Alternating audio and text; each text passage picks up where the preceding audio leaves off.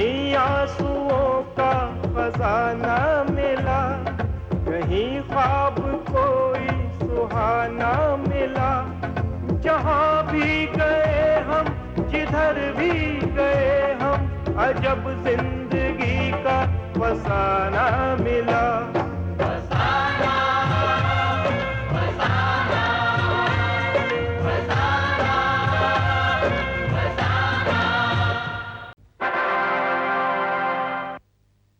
किमी, शायद तुम नहीं जानते, दीपक एक बहुत बड़े घर का लड़का है। दीपक के फादर का दिल्ली में ऑटो पार्ट्स का बहुत बड़ा कारोबार है। मुझे नहीं लगता कि मैं अब ज्यादा दिन जिंदा बचूंगा।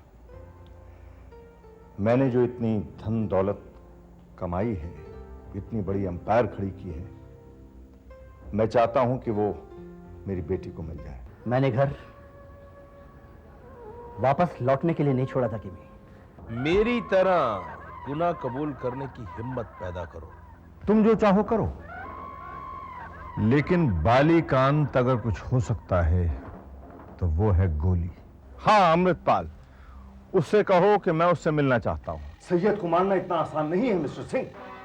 खुदा न खास्ता अगर हमारा वार खाली चला गया तो सैयद तो हमेशा हमेशा के लिए हमारा दुश्मन बन जाएगा। ऐसी क्या बात है मुझ में जो तेरा बॉस मुझसे मिलना चाहता है यार? मेरी तो कुछ समझ में नहीं आना मेरे भाई। देख अमृत, तेरे को अगर अपन पे भरोसा है तो चल, वरना बोल अपन तेरा कुछ नहीं है।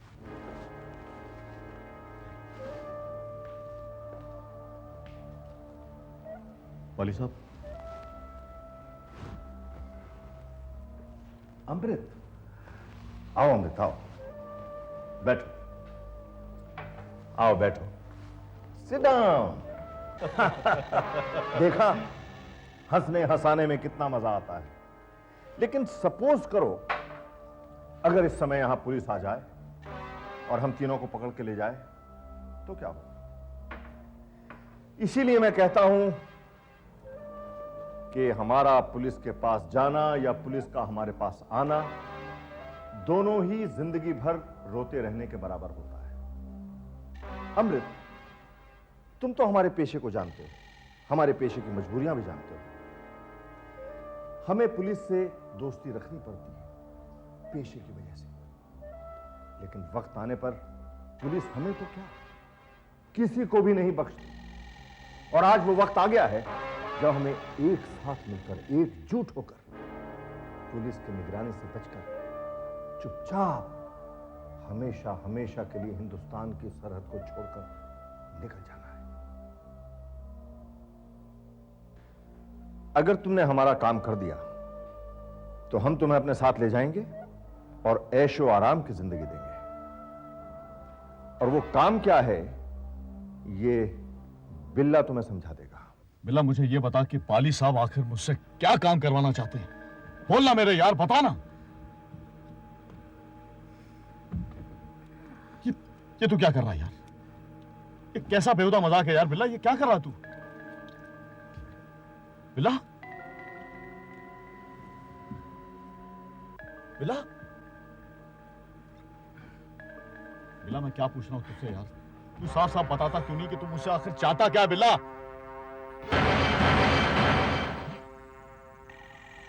ये क्या बता से यार? सैयद कोपरी को टपका डाल। क्या बक रहा है तू बिल्ला? तू जानता है कि तू क्या कह रहा है? कहते कि तू मजाक कर रहा है बिल्ला, कहते कि बेहुदा मजाक किया तूने मेरे साथ। नहीं अमृत, अपन मजाक नहीं करेला। अरे कहां सैयद कोपरी, कहां मैं यार बिल्ला? कभी कभी छोटी चीटी भी हाथी पे भारी पड़ जाती है। टपका डाल अमृत सैयद कोपरी को, लाइफ बन जाएगा तेरा।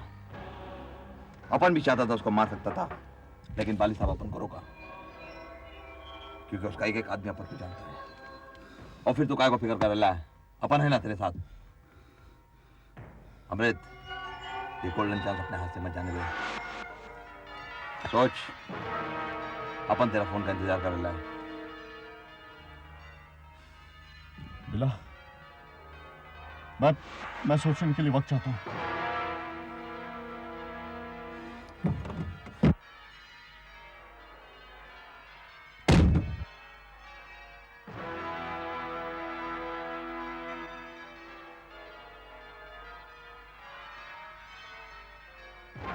हो गया है बुरा हाल, मर गया तू अमृतपाल।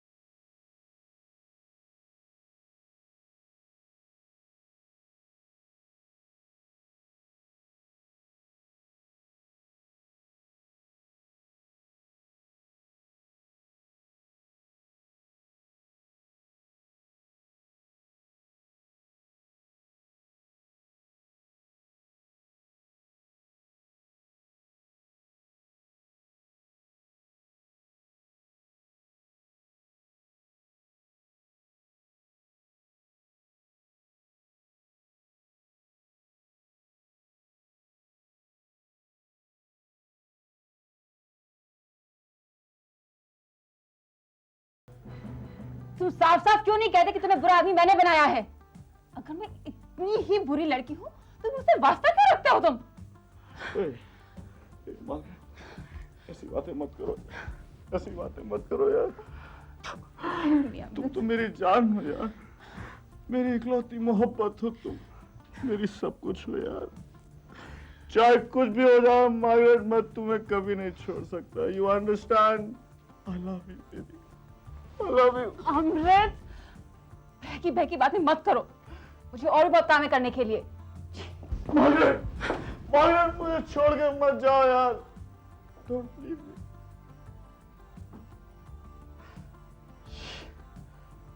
अमृतपाल कर गई बुरा हाल, साला शबाब ने शराब का नशा ही उतार दिया यार। तेरे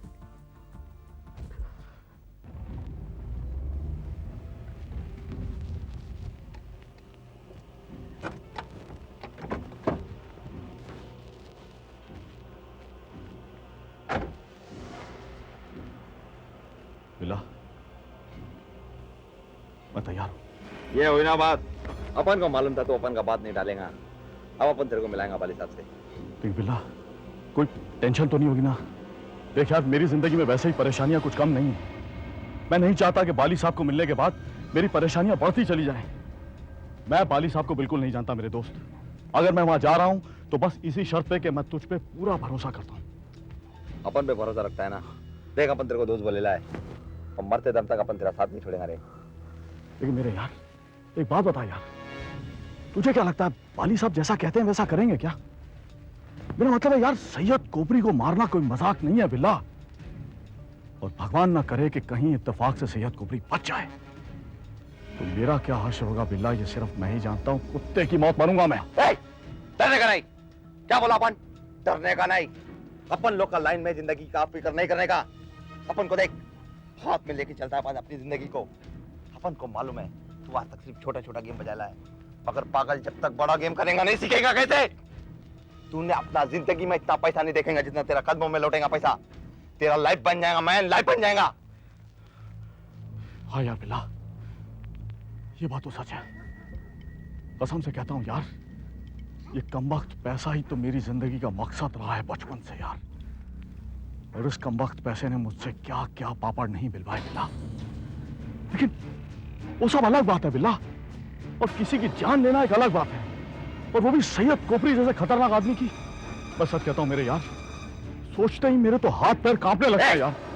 सोचने का नहीं ज्यादा। ये ले मार, पी जा।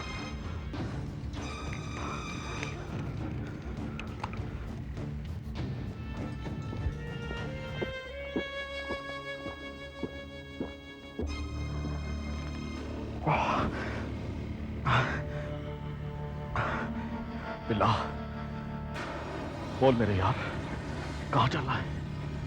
अभी नहीं, 1 घंटे बाद हम लोग वाली साहब के घर पे मिलेंगे। ठीक है मेरे यार, मैं पहुंच जाऊंगा।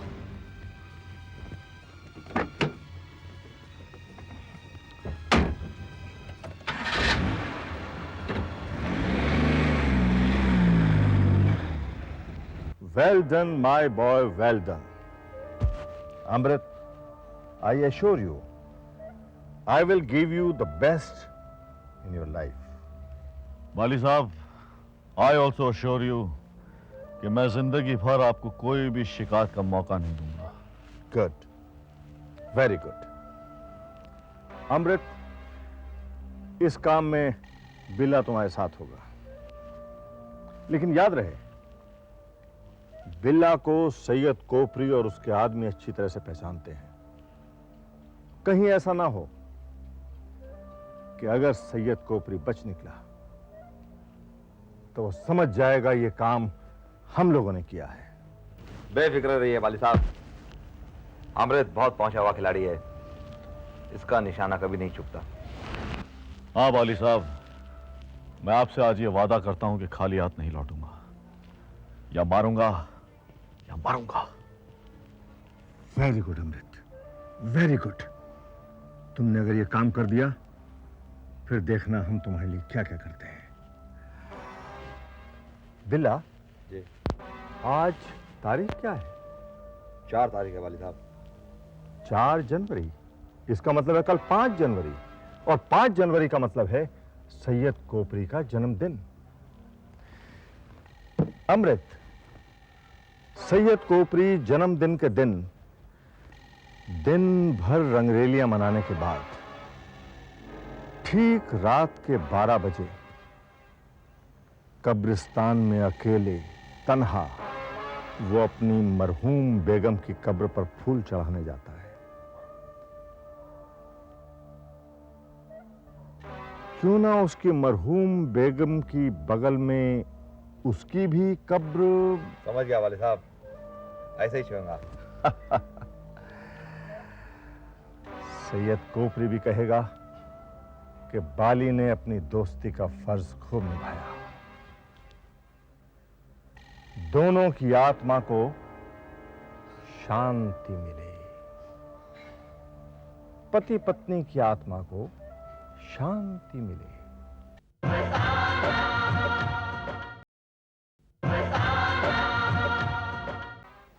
बच्चों के बारे में क्या सोचा तुमने? उन्हें छुट्टियों के बाद ला रही हो ना? हाँ, उन्हें तो अब लाना ही पड़ेगा। लाना ही पड़ेगा? मैं तुम्हारा मतलब नहीं समझा। हाँ शिव, मैं नहीं चाहती थी कि बच्चों को यहाँ लेकर आऊं, लेकिन माँ की जिद के सामने मजबूर हूँ। राखी, कब तक तुम बच्चों को अंधेरे में रखोगी? एक ना एक दिन सच्चाई का पता तो लगना ही है, तो आज क्यों नहीं? बच्चे अभी उस लायक नहीं हैं कि अच्छा बुरा समझ सके। राखी, एक बात पूछूं? बुरा तो नहीं मानोगी? पूछो। तुम्हें बच्चों की याद नहीं आती? याद तो बहुत आती है शिव।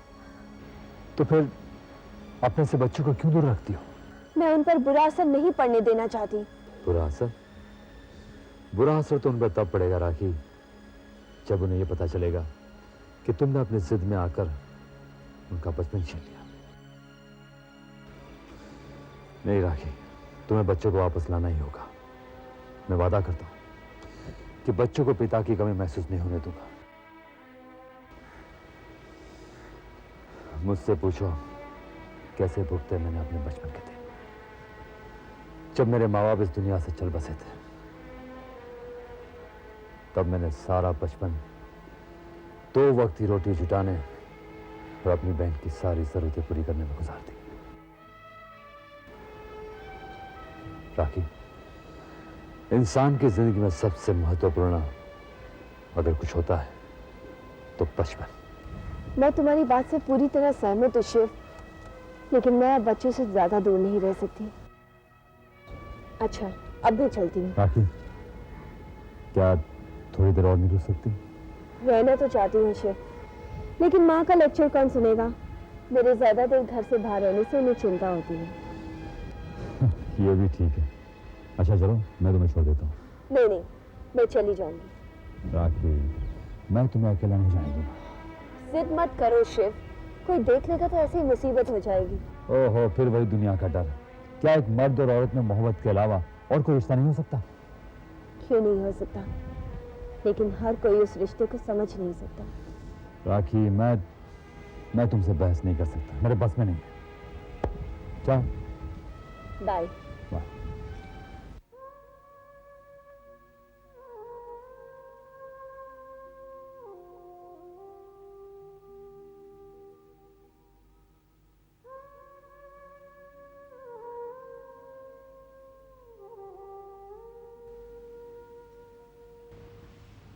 बेटी, मेरी बात मान ली होती तो आज ये दिन न देखना पड़ता।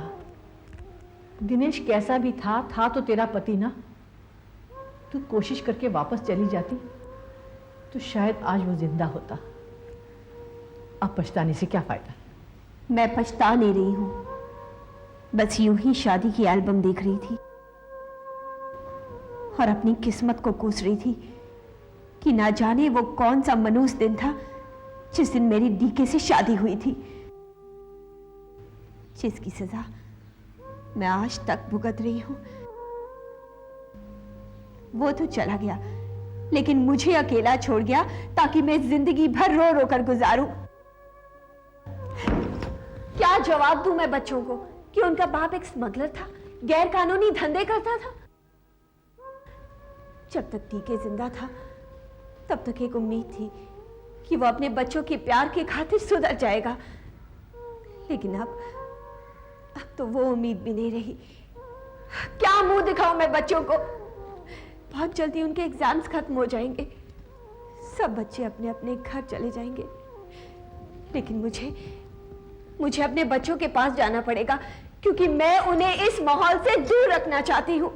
कब तक सच्चाई से भागती रहेगी? कब तक बच्चों से झूठ बोलेगी? याद रख राखी, जिस दिन बच्चों को सच्चाई का पता चलेगा वो तुझसे नफरत करने लगेंगे। कैसी माँ है तू जो अपने से बच्चों को दूर रखना चाहती है? बहुत हो चुका, अब मैं बच्चों से दूर नहीं रह सकती। इस बार एग्जाम के बाद अगर तू उन्हें घर नहीं लाई तो मेरा मरा हुआ मुंह देखे। तुझे जो करना है कर, पर बच्चों को मेरे पास छोड़ दे, यही मेरा फैसला है।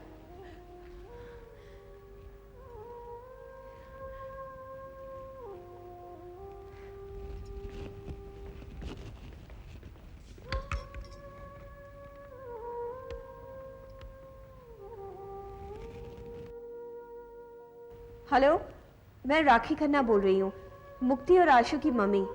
कैसे हैं वो? अच्छा, क्या मैं उनसे बात कर सकती हूँ? ओह, अच्छा ठीक है, जब वो स्विमिंग से वापस आए आप उनसे कह देंगे कि उनकी मम्मी का फोन आया था। Thank you.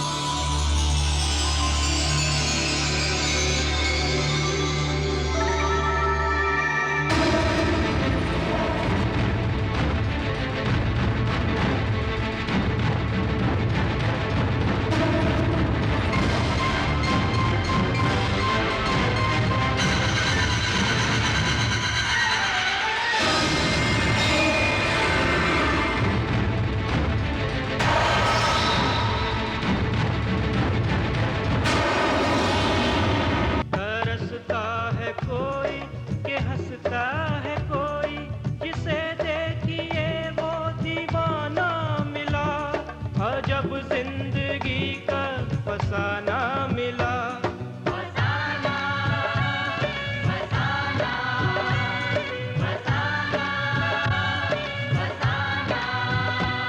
कहीं आंसुओं का खजाना मिला, कहीं ख्वाब कोई सुहाना मिला। जहां भी गए हम, जिधर भी गए हम, अजब जिंदगी का फसाना मिला।